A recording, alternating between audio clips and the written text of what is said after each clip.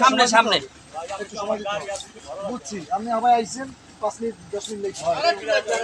বালি ফালাচ্ছেন ইসলামী যুব আন্দোলনের সংগ্রামী সেক্রেটারি হাফেজ শরীয়তুল্লাহ ভাই, আমাদের ৯ নং ওয়ার্ডের মেম্বার পদপ্রার্থী, এবং ইসলামী শ্রমিক আন্দোলনের সংগ্রামী সভাপতি হাবিব ভাই, আমাদের ৫ নং ওয়ার্ডের আপনার পদপ্রার্থী আমাদের মাঝে উপস্থিত আছেন।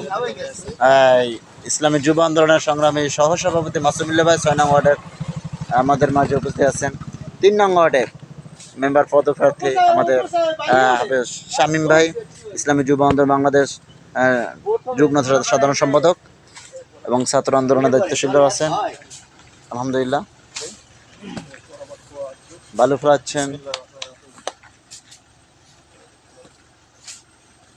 বালু ফলাচ্ছেন ইসলামী আন্দোলন বাংলাদেশ কনিক দিনিয়া শাখার সংগ্রামী সেক্রেটারি হাফেজ আবু সাইদ।